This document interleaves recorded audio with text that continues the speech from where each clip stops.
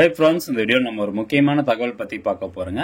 RBI பாத்தீங்கன்னா gold லோன்ல புதுசா ஒரு ரூல்ஸ் கொண்டு வந்திருக்கிறாங்க. தங்க நகை கடன் வழங்குவதில் புதிய விதிமுறைகள் கொண்டு வர போறாங்க. அதற்கான டிராப்ட் காப்பி இப்ப வெளியிட்டு இருக்காங்க. ஸோ அந்த டிராப்ட் காப்பில என்ன இன்ஃபர்மேஷன் அவங்க கொடுத்திருக்காங்க அப்படிங்கிறது ஒவ்வொரு வெப்சைட்லயும் பாத்தீங்கன்னா வெளியிட்டு இருக்காங்க. உங்களுக்கு எவிடன்ஸ் வேணா நீங்க செக் பண்ணி பாத்துக்கலாம். பிசினஸ் ஸ்டாண்டர்டு, அதே மாதிரி எக்கனாமிக் டைம்ஸ் எல்லாத்துலயுமே வெளியிட்டு இருக்காங்க. சரி, இது எந்த வகையில தங்க நகை கடன் வாங்குறவங்களுக்கு அஃபெக்ட் ஆகும் அப்படிங்கறத நம்ம இந்த வீடியோல பார்க்க போறோம். ஸோ எந்த மாதிரியான சேஞ்சஸ் எல்லாம் கொண்டு வந்திருக்காங்க அப்படிங்கிற கம்ப்ளீட் தகவல் இந்த வீடியோல நம்ம பார்க்கலாம். ஸோ முதலாவதா அந்த எல்டிவி வேல்யூ, அதாவது கோல்டு லோனுக்கு எல்டிவி வேல்யூ அப்படின்னு சொல்லுவாங்க. அதை பேஸ் பண்ணி தான் நம்மளுக்கு எவ்வளவு கடன் தொகை வழங்கப்படும் அப்படிங்கிறது கணக்கிடப்படும். இந்த எல்டிவி அப்படின்னா லோன் டு வேல்யூ அப்படின்னு சொல்லுவாங்க. ஸோ இந்த எல்டிவி வேல்யூ கால்குலேட் பண்றதுக்கு முன்னாடி நம்ம அடமானம் வைக்கக்கூடிய அந்த தங்கத்தினுடைய மதிப்பு என்ன அப்படிங்கறத ஃபர்ஸ்ட் கால்குலேட் பண்ணுவாங்க. அது எப்படி கால்குலேட் பண்ணுவாங்கன்னா, இப்ப உதாரணத்துக்கு ஒரு கிராம் தங்கம் 10,000 ரூபாய் இருக்கு அப்படின்னு வச்சுக்கலாம். உதாரணத்துக்கு சொல்றேன். அப்போ லாஸ்ட் 30 நாள் அந்த ஒரு கிராம் தங்கத்தினுடைய விலையின் ஆவரேஜ் வேல்யூ எடுப்பாங்க. இப்போ ஃபர்ஸ்ட் நாள் ஒரு 10,000 ரூபாய் இருக்கு, ரெண்டாவது நாள் 9,000 ரூபாய் இருக்கு, மூணாவது நாள் மறுபடியும் 10,000 ரூபாய் இருக்கு. ஸோ இந்த மாதிரி நீங்க என்னைக்கு அந்த தங்க நகை கொண்டு போய் அடமானம் வைக்க போறீங்களோ அதுல இருந்து அதுக்கு முன்னாடி உள்ள 30 நாளுக்கான ஆவரேஜ் எடுப்பாங்க. ஸோ ஒரு கிராம் என்ன ரேட் வருது அப்படின்னு. ஸோ அந்த வகையில நீங்க இப்ப தங்க நகை கொண்டு போய் கொடுக்குறீங்க, அப்ராக்சிமேட்டா 1 லட்ச ரூபாய் வேல்யூ வருது அப்படின்னு வச்சுக்கலாம். ஸோ அந்த 1 லட்ச ரூபாயும் அப்படியே நம்மளுக்கு கடனா கொடுக்க மாட்டாங்க.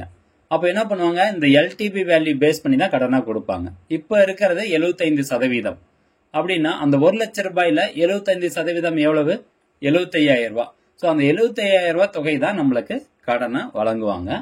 ஸோ இந்த 75% தான் இப்ப ரெடியூஸ் பண்ண போறாங்க. 65% ரெடியூஸ் பண்ண போறாங்க. அப்போ 1 லட்ச ரூபாய் மதிப்பு உள்ள தங்கத்தை நீங்க அடமானம் வைக்கிறீங்க அப்படின்னா உங்களுக்கு கிடைக்கக்கூடிய கடன் தொகை எவ்வளவு இருக்கும்னா 65,000 ரூபாய் தான் கிடைக்கும். 10,000 ரூபாய் குறைஞ்சுதான் கிடைக்கும். எதனால இந்த புதிய விதிமுறைகள் அமலுக்கு கொண்டு வராங்க அப்படிங்கறத பார்க்கலாம். சோ அதுக்கு முன்னாடி இப்போ நீங்க ஒரு 7 லட்ச ரூபாய்க்கான தங்க நகை கொண்டு போய் கொடுக்கறீங்க அப்படின்னா அதிகபட்சம் நம்மளுக்கு எவ்வளவு கிடைக்கும்னா 4,55,000 ரூபாய் மட்டும்தான் கடன் தொகையா கிடைக்கும். சோ இது எதுக்காக அப்படின்னு பாத்தீங்கன்னா ரிஸ்க ரெடியூஸ் பண்றதுக்காக இதை கொண்டு வரோம் அப்படின்னு சொல்லியிருக்காங்க. இன்கேஸ் நீங்க ஒரு வருஷத்துக்கு கடன் அடமானம் வைக்கிறீங்க, சோ அந்த சமயத்துல கோல்டினுடைய வேல்யூ சரன்னு இறங்குச்சு அப்படின்னாலும் அவங்க பேங்க் தரப்புக்கு, அதாவது கடன் கொடுக்கறாங்க பாத்தீங்களா, அது பேங்கா இருக்கட்டும், நான் பேங்கிங் பைனான்ஸா இருக்கட்டும், சோ அவங்களுக்கு எந்த விதத்திலையும் பாதிப்பு வராம இருக்கணும் அப்படிங்கிற நோக்கத்துக்காக இந்த பர்சன்டேஜ் 75 65% குறைச்சிருக்கோம் அப்படிங்கறத சொல்றாங்க. சோ இது மேக்சிமம் எந்த லோனுக்கு பொருந்தும் அப்படின்னா புல்லட் ரீபேமெண்ட் லோன் வாங்குறீங்க பாத்தீங்களா, சோ அவங்களுக்கு தான் இது பொருந்தும். அப்போ இந்த புல்லட் ரீபேமெண்ட் லோன் அப்படின்னா என்ன அப்படிங்கறத பார்க்கலாம். அதாவது இஎம்ஐ லோன் இருக்கு, புல்லட் ரீபேமெண்ட் லோன் இருக்கு. ஸோ இந்த புல்லட் ரீபேமெண்ட் லோன் அப்படின்னா இப்போ நீங்க கடன் தொகை வாங்குறீங்க, ஒரு 1 லட்ச ரூபாய் கடன் வாங்குறீங்க அப்படின்னு வச்சுக்கலாம். அந்த 1 லட்ச ரூபாய் தொகை கடன் தொகை பிளஸ் அதற்கான வட்டி தொகை ரெண்டையும் சேர்த்து அந்த கோல்டு லோன் டென்யூர் முடியுது பாத்தீங்களா, இப்போ 1 வருஷம்னா அந்த 1 வருஷம் முடியிறப்ப நம்ம கொண்டு போய் செலுத்தணும். ஸோ கடன் வாங்கின தேதியிலிருந்து 1 வருஷம் முடியிறப்ப அந்த பிரின்சிபல் அமௌண்ட்டும் இன்ட்ரெஸ்ட் அமௌண்ட்டும் நம்ம செலுத்துவோம் பாத்தீங்களா. சோ அதுக்கு பேர் தான் புல்லட் ரீபேமெண்ட். இன்கேஸ் நீங்க ஒவ்வொரு மாசமும் செலுத்திட்டு வரீங்க அப்படின்னா அது புல்லட் ரீபேமெண்ட் கிடையாது. சோ இந்த புதிய விதிமுறை புல்லட் ரீபேமெண்ட்டுக்கு பொருந்தும் அப்படின்னு சொல்றாங்க. அப்போ நம்ம ஒட்டுக்கா கடன் தொகை பிளஸ் அசல் தொகை செலுத்துறோம், அந்த மாதிரியான கடன் வாங்குறோம் அப்படின்னா இது பொருந்தும் அப்படிங்கறத சொல்லப்படுது. சோ புல்லட் ரீபேமெண்ட்டுக்கான அந்த லோன் கேப் வேல்யூ எவ்வளவு உயர்த்திருக்காங்க அப்படின்னா 4 லட்ச ரூபாயில இருந்து 5 லட்சமா உயர்த்தி இருக்கிறாங்க. அதே மாதிரி புல்லட் ரீபேமெண்ட் பொறுத்த வரைக்கும் நம்ம ஏற்கனவே சொன்ன மாதிரி 1 வருஷத்துக்கான லோனு டென்யூர், அதுக்கு நடுவுல நம்ம எந்த பணமும் செலுத்த தேவையில்லை அப்படிங்கிறது தான்.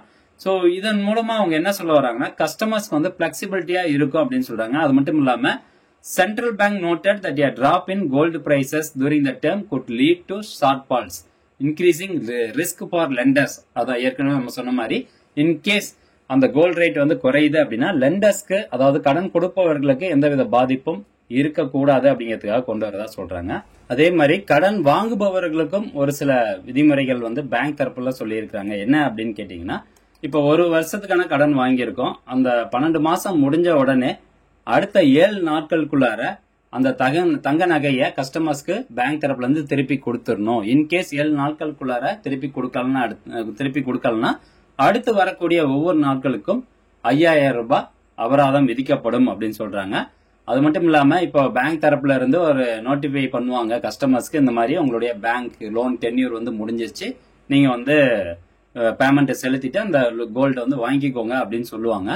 இன்கேஸ் கஸ்டமர் வந்து அந்த கோல்டை வாங்கல அப்படின்னாலும் பேங்க் தரப்புல இருந்து அபராதம் செலுத்தணும் அப்படின்னு சொல்றாங்க. அடுத்த ஒரு முக்கியமான பாயிண்ட் பாருங்க, கோல்டு ஓனர்ஷிப் வந்து கேக்குறாங்க. அதாவது நம்ம நகை கொண்டு போய் கொடுக்கறோம், அந்த நகை நம்மளுக்கு எப்படி கிடைச்சிச்சு அதற்கான எவிடன்ஸ், பில்லா இருக்கட்டும், அதற்கான எவிடன்ஸ் வந்து கேக்குறாங்க. அதுல எஸ்பெஷலா வந்து இப்போ மேரேஜ் டைம்ல நிறைய பேர் நம்மளுக்கு கோல்டு கொண்டாந்து கொடுப்பாங்க. ஸோ அந்த மாதிரி இருக்கும்போது நம்ம கிட்ட பில் இருக்காது. ஸோ அப்போ அவங்க என்ன பண்ணுவாங்கன்னா ஓனர்ஷிப்பை நிரூபிக்கிற மாதிரியா அல்லது ஓனர்ஷிப் அதனுடைய நம்பகத்தன்மையை பேங்க் தரப்புல இருந்து அந்த கடன் கொடுப்பவர்கள் வெரிஃபை பண்ணிக்கணும் அப்படிங்கிறது தான் சொல்லப்படுது. So the rules will now apply to all banks. ஏற்கனவே சொன்ன மாதிரி எல்லா பேங்க், என்பிஎஃப்சி, அதே மாதிரி பிரைவேட் கோல்டு ஃபைனான்ஸ் கம்பெனிஸ் எல்லாத்துக்குமே பொருந்தும். நார்மலா இன்ட்ரெஸ்ட் வந்து எவ்வளோ வசூலிக்கிறாங்க அப்படின்னு பார்த்தீங்கன்னா 8 to 10% பேங்க் தரப்புல இருக்குது. அதே நான் பேங்கிங் ஃபினான்ஸ் அப்படின்னா 14 to 16%. அது மட்டும் இல்லாம சம் ஹிடன் காஸ்ட்லாம் இருக்கும் அப்படின்னு சொல்லியிருக்காங்க. தென் நெக்ஸ்ட் பாத்தீங்கன்னா சப்போஸ் இன்னும் ஒரு சில லெண்டர்ஸ் கடன் கொடுப்பவர்கள் கூடுதலா ஒரு 4% வசூலிப்பாங்க. கஸ்டமர்ஸ்னுடைய அர்ஜென்சி பேஸ் பண்ணி அவங்களுக்கான இன்ட்ரெஸ்ட் ரேட்டை வந்து ஒரு சில பேர் வந்து உயர்த்துவாங்க. ஸோ கடந்த வருடம் பாத்தீங்கன்னா 2024 to 25 நிதியாண்டுல 75% ஜம்ப் ஆயிருக்கு அப்படின்னு சொல்றாங்க. அதாவது கோல்ட அடமானம் வச்சு கடன் வாங்குபவர்கள் வந்து அதிகமாயிருக்காங்க அப்படிங்கறதுதான் சொல்லப்படுது. ஸோ கடந்த நிதியாண்டுல மட்டும் பாத்தீங்கன்னா 1.91 லட்சம் கோடி ரூபாய் தங்க நகை கடன் வந்து வழங்கி இருக்கிறாங்க அப்படின்னு சொல்றாங்க. ஸோ இதனுடைய growth வந்து 11% இருக்கு அப்படிங்கிறது தான் சொல்லப்படுது.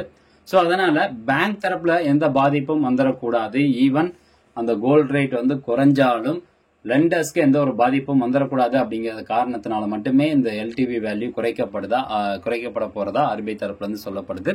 ஸோ தற்போது வரைக்கும் பாத்தீங்கன்னா டிராப்ட் காப்பி மட்டும் தான் வெளியிட்டு இருக்கிறாங்க. ஸ்டாக் ஹோல்டர்ஸ்னுடைய ஃபீட்பேக்கை பொறுத்து இந்த புதிய விதிமுறை விரைவில் அமலுக்கு வரும் அப்படிங்கிறது எதிர்பார்க்கப்படுது. ஸோ இனிமேல் நம்ம தங்க நகை கடன் வாங்குறோம் அப்படின்னா நம்மளுக்கு கம்மியான தொகை மட்டுமே கிடைக்கும் அப்படிங்கிறது தான். ஸோ ஃப்ரெண்ட்ஸ், இந்த தகவலை முடிஞ்சவங்க நிறைய பேர் ஷேர் பண்ணுங்க. மீண்டும் அடுத்த ஒரு நல்ல பதிவில் சந்திக்கலாம். நன்றி, வணக்கம்.